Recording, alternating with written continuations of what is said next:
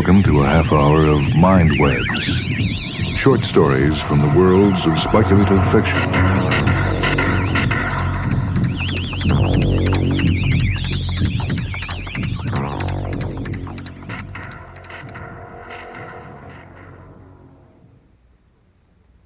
This story comes from Fantasy and Science Fiction of February 1962. It's Rebel, written by Ward Moore. Oh, seriously, son? Said Coluto's father, not quite meeting his eye. You aren't a child anymore. Your mother and I naturally worry. Someday, when you have a family of your own, you'll understand You how mustn't think we're narrow-minded or bigoted, dear. Interrupted his mother gently, shifting her position on the couch slightly, adjusting her silver robe so its folds fell gracefully from shoulder and hip. Remember when your cousin Tristram took up rhyming and your poor uncle was so dreadfully upset? Well, we were the first to say that the boy would pull out of it and settle down. That's right, and he certainly has, Coluto. It was just a phase, and we all knew it. Yes, Tristram has good stuff in him, but no better than you, Coluto, no better than you. No, it's not that we're holding Tristram up as a model. If you wanted to, you could easily do much better. That's the whole point. As you say, rhyming was just a phase with him. He actually wants to do the acceptable things, while Dear, why don't you recline comfortably instead of perching on that horrible straight-back chair? I like to sit up straight. I don't like lying down except when I'm ready to go to sleep. The affection in Mr. Smith's face changed to annoyance, the familiar annoyance and impatience Coluto increasingly had grown used to in the past few years. That's it. Never mind what anyone else does. Think only of what you've decided you like. You like to sit up straight. You like to wear that outlandish costume. You like your hair that... Reflexively, he tossed his own shoulder-length curls dyed a pale blue to match the wig his wife was wearing. That juvenile way. You now, like... Bach, your blood pressure, dear, please. She rested her face prettily on a smooth-skinned arm, lightly sprinkled with iridescent powder, so that her silver-painted eyelashes just cleared the flesh. These things are only symptoms, not too important in themselves, but added together they show that everyone is out of step but him. Just as your mother says, Coluto, they're symptoms, and I blame myself for not recognizing them sooner. Why, when you were only a little kid, you were outdoors in the fresh air from morning till night, playing games, exercising, trading toys with other maladjusted children instead of lying around all day with your nose in a book like a healthy boy. We only smiled when you prattled of what you wanted to be when you grew up, instead of realizing we had a serious problem on our hands. Oh, we were too soft with you. You never wanted for anything. Good heavens, son. Do you want to be a misfit all your life? Don't you want to become a responsible member of society? Don't you think you owe other people something? Honestly, Coluto, I don't understand you at all. Look, Dad, I'm sorry. Truly sorry if I'm making you and Mom unhappy. If you could only see it from my side. I can't paint, or sculpt, or compose. Oh, you've had every opportunity, Coluto. The finest teachers, all sorts of help and encouragement. It seems to me you could at least make an attempt. It isn't as if we were asking something outrageous or unheard of, is it? Is all your education to be wasted because you just throw up your hands and say you can't? Where's your gumption? How do you know you can't? Besides, Coluto, we don't expect you to do exactly what we do in the way we do. Oh, we're not the kind of people who think we're perfect. She looked complacently toward the wall where her husband's Sun Otter in Very Yes Yous hung in all its splendid color. But Coluto knew she was thinking of her own novella for 3 harpsichords and 95 kettle drums in F-sharp major. In all fairness, he admitted they had something, both of them, and he was proud of them in a way. But we don't understand why you don't want to make something of yourself. Why can't you settle down? But, Mom, I do. Really, I do. Only what? Look, we're not callous or hidebound. We know youth has to experiment, yes, and even defy convention now and then. It's all part of growing up. His carefully made-up face looked very smug under the blue curls. He reached from his couch over to the low table and pressed the button which popped a lighted cigarette between his lips. One of these for you, Coludo? No thanks, Dad. Don't you ever, Coludo? No, he doesn't. Not even for courtesy's sake. Not even to be sociable. It's the same with liquor. Why, don't you remember? It was his 14th or 15th birthday. I forgot which one. And all the other boys and girls were getting pleasant, and he wouldn't even touch a drop. Not champagne, not a highball, not a martini, not even a little dry wine or a glass of beer. But, Dad, it makes me sick. Oh, nonsense. It's all in your mind. Besides, do you think people should do only what they fancy? Never sacrifice their own whims to the prevailing code? Do you think your mother and I always do solely what pleases us rather than what's proper and right? Oh, good heavens, Coludo. Do you want anarchy, chaos? Honestly, Dad, I'm not advocating... That is, I'm not the wild-eyed dreamer you seem to think. I know most people, all our family, our friends, everyone practically with whom we come in contact, are satisfied to be novelists, poets, sculptors, musicians. I don't want to change them. I appreciate that they're necessary. Necessary? Oh, Now, Buck, please. Oh, Coludo, I'm sure you don't want to make your father ill, dear. We love you, and we're proud of you, even though we certainly don't understand your attitude. Don't you truly want to live a useful life? Mother, Yes, don't you dear. see? It's all in the definition of what is useful. I've agreed that for the average person, for most people, working in the arts is good enough. I just happen to want something different. But do you suppose everyone felt the way you do? That's right.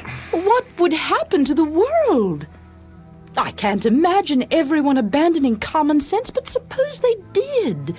What would you do for something to read, something to hear, something to look at? Surely you don't want to be a drone. No, Mom. Believe me, I don't. Well then, dear, There are other things besides the aesthetic in life. Human beings aren't condemned only to the prosaic, the inevitable. There's a whole realm beyond the humdrum and the ordinary, in which some can work happily for a lifetime. That sounds quite mystical, dear. Can't you be a little more specific? You know what I want to do. I've wanted it ever since I was 8. Kids fancy. Grow up. Honestly, Coludo, you can't still, at 22, want to be a A businessman. Buying and selling, getting rich. An 8-year-old's ambition inside a mature body. Grow up, Coludo. Dad, you yourself admire the great businessmen. Everyone does. Why, in school, we had hours and hours of tapes about Morgan and Vanderbilt and Wanamaker. Yes, sir, and Ford and Woolworth. I'm no hidebound bourgeois, son. I reverence those great men as much as you do, maybe more. You talk of school. I never had anything but straight A's in college. Your values are real by mastering ours. If you really want to be a businessman, you ought to show the world you have the discipline to be an artist first. Serve your apprenticeship, Coludo. Paint or write or do something socially acceptable for 5 or 10 years. Show the results of your work by the appreciation of critics and reviewers.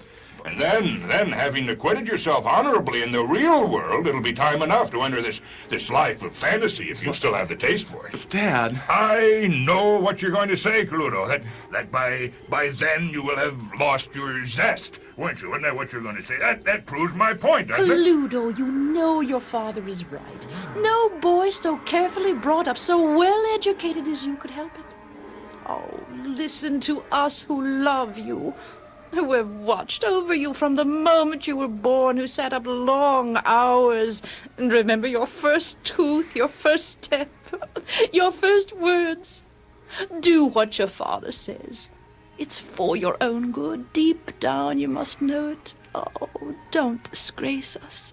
Don't wreck your life. And don't forget, Coludo, If you are determined to be a businessman, you will be a better one for your experience as a poet or a violinist.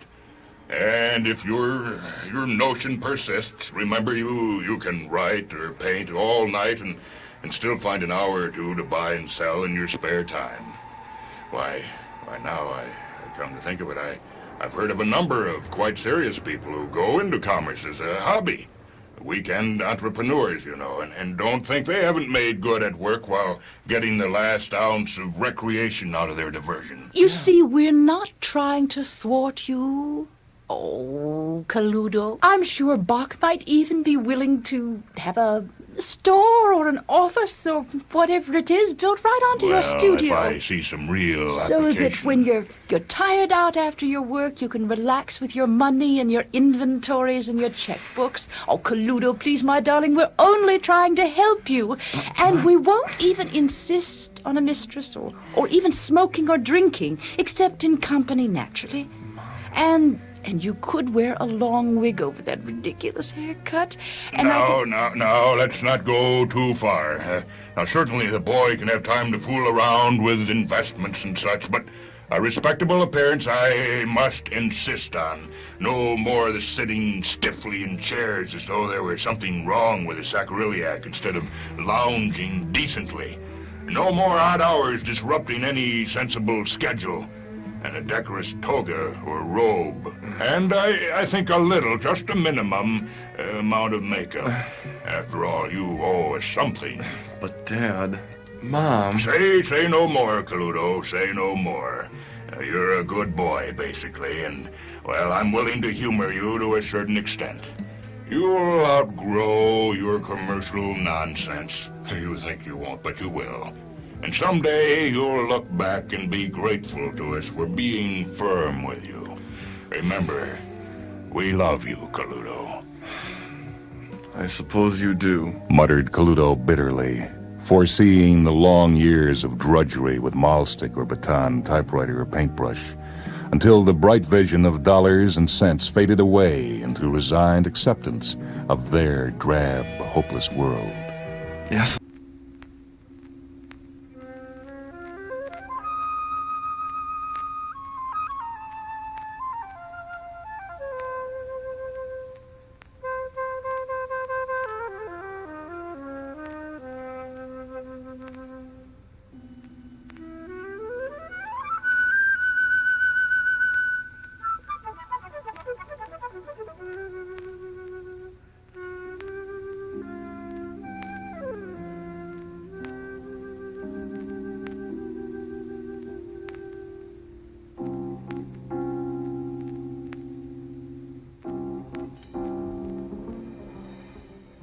We conclude with a brief story by Grendel Brierton that appeared in Never in This World, edited by Adela Purnell Stone. This short piece is called Through Time and Space, with Ferdinand Feghudt. It was Ferdinand Feghudt who discovered Yip Kwang and persuaded him to move to the 39th century. Mr. Yip, He informed the Time Travelers Club. Mr. Yip is the greatest natural psychokineticist in all history. He put every Chinese laundry in Milwaukee, 1912, out of business. He hired no help. He needed no plant or equipment. He simply sat down before a mountain of dirty old laundry and wished it all clean, ironed and sorted and wrapped. He closed his eyes for a moment and pop, it was done. In no time at all, he'd made millions of dollars. Old Dr. Gropius Volkswagen rose to his feet. Then why is he here? Why did he not stay where he was so happy and rich? He was rich, but not happy. His fellow Chinese weren't at all fond of him. Some of them snubbed him completely, and none of them ever invited him anywhere. That is strange. The Chinese worshipped commercial success. Did he commit some unforgivable crime? Did he violate some precept of maybe Confucius? Oh, no. No, it was nothing like that. It was just they found him a little too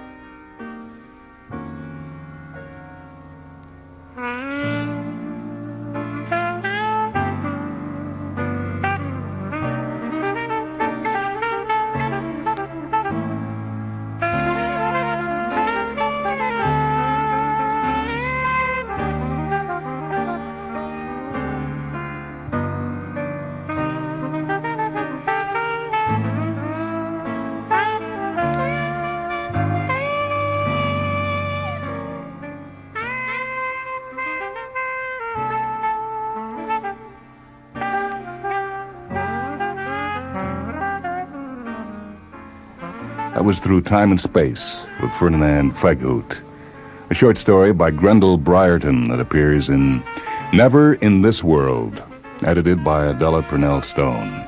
This is Michael Hanson speaking. Reading earlier in the program with me were Carol Cowan and Rick Murphy. Technical production for MindWebs by Steve Gordon. MindWebs comes to you from WHA Radio in Madison, a service of University of Wisconsin Extension.